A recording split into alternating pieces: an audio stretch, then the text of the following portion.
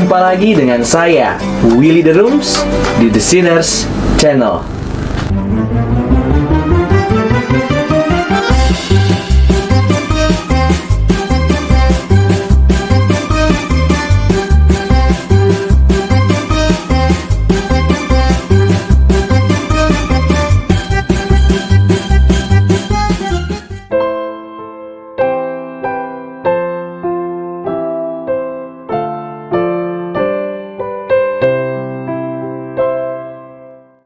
Ketika mendengar kata predestinasi, kebanyakan orang akan bereaksi, mengernyitkan dahi, dan menghela nafas. Mengapa demikian?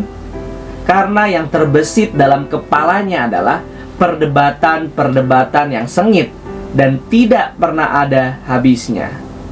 Tapi, benarkah doktrin ini sedemikian rumitnya dan tidak memberikan kita faedah apapun dalam kehidupan kita?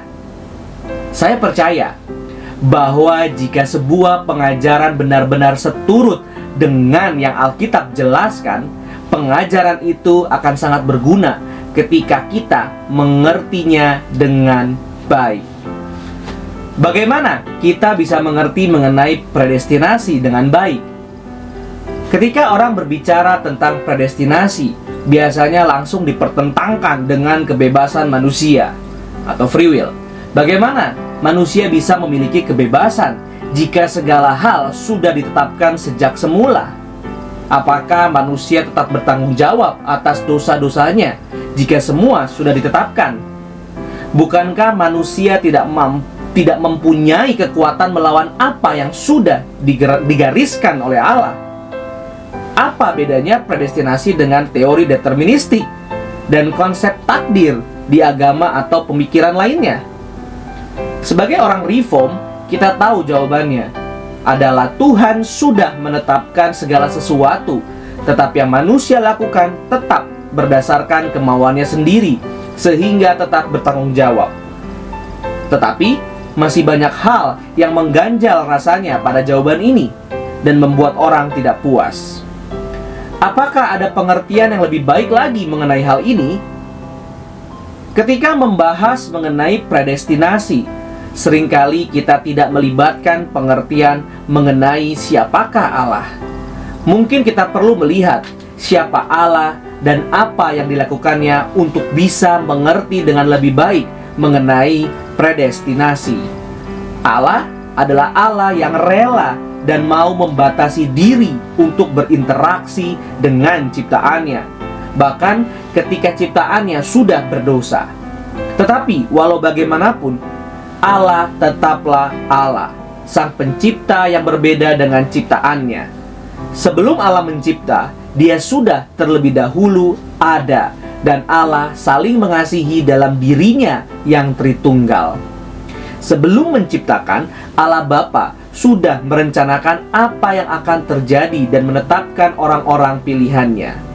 Allah menggenapkan segala yang direncanakannya sampai hari ini setelah Allah melakukan penciptaan. Ada dua cara memandang bagaimana Allah berhubungan dengan sesuatu, yaitu secara ontologikal dan ekomunikal. Apa maksudnya? Ontologikal berarti Allah berhubungan dengan dirinya sendiri. Ekonomikal berarti Allah berhubungan dengan ciptaannya. Konsep ontologikal dan ekonomikal ini sangat penting bagi kita untuk mengenal Allah Tritunggal dan predestinasi. Seringkali orang mencampur adukan antara ontologikal dan ekonomikal, sehingga menimbulkan kebingungan yang tidak perlu. Ketika Tuhan Allah merencanakan segala sesuatu sebelum dunia dijadikan, Tuhan melakukannya secara ontologikal. Penetapan Allah tidak dapat kita ketahui sebelum terjadi, karena hal itu dilakukan Tuhan dalam dirinya sendiri dan tidak diberitahukan kepada kita. Beberapa hal yang diberitahukan sebelumnya kepada kita adalah melalui intervensi Tuhan dalam sejarah, melalui nabi dan firman-Nya.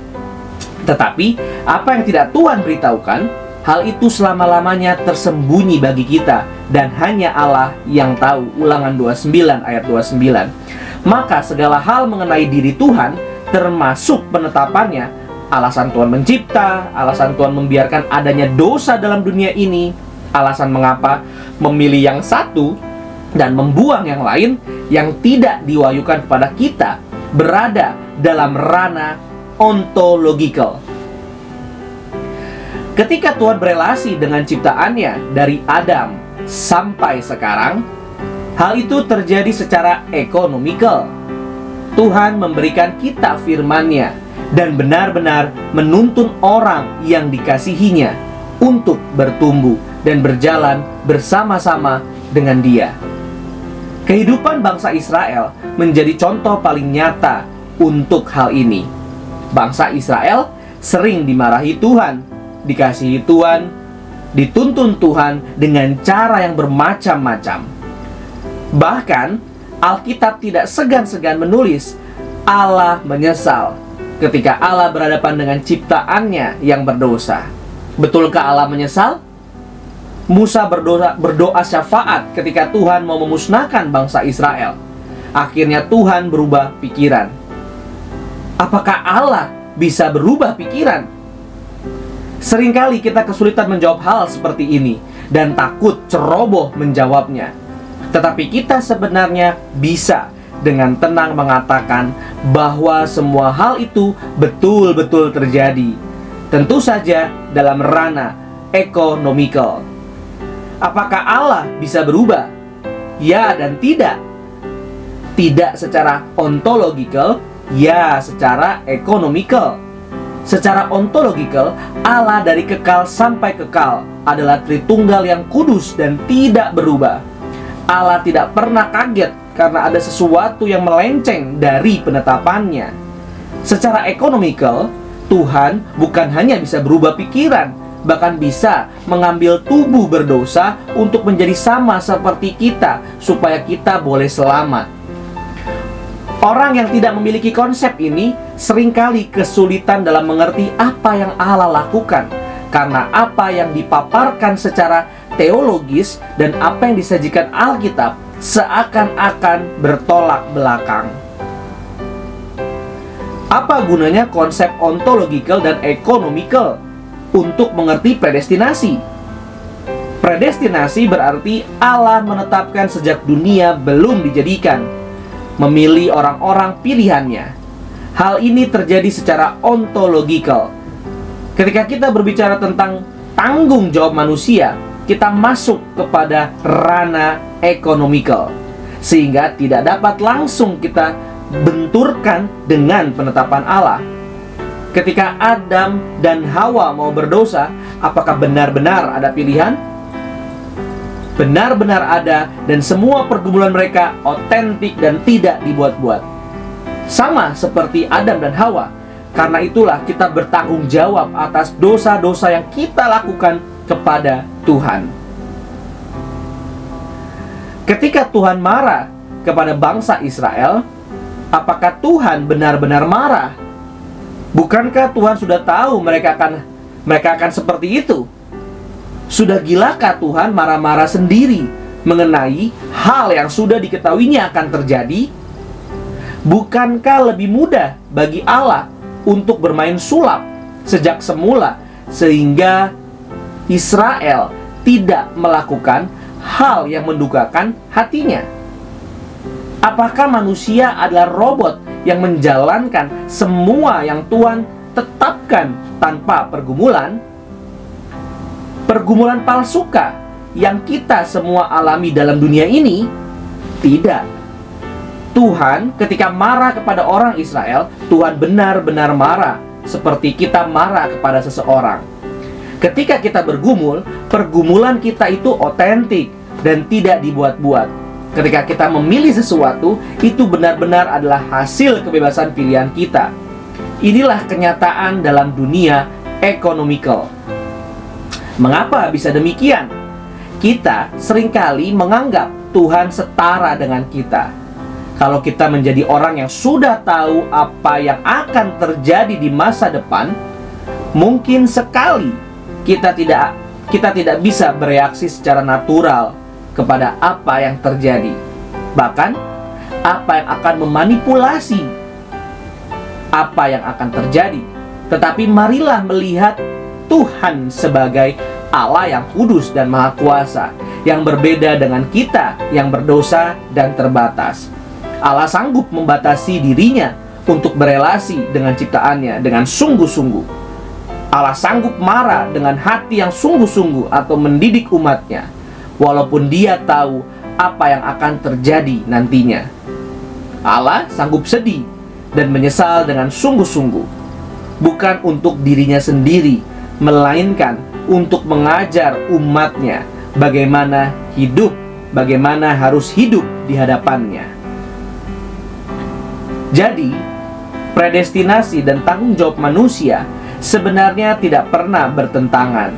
Bahkan, keduanya saling melengkapi dalam kehidupan kita, menjadikan kita orang Kristen yang kuat dan memancarkan kemuliaan Tuhan. Predestinasi membuat kita memiliki kepastian bahwa apa yang kita lakukan tidak sia-sia, sehingga kita bisa mengerjakan segala sesuatu dengan perjuangan dan ketekunan yang maksimal. Kita terus menginjili kemanapun dengan gigi, karena tahu Allah sudah menetapkan ada orang yang akan diselamatkan melalui Injil, dan penginjilan tidak akan sia-sia.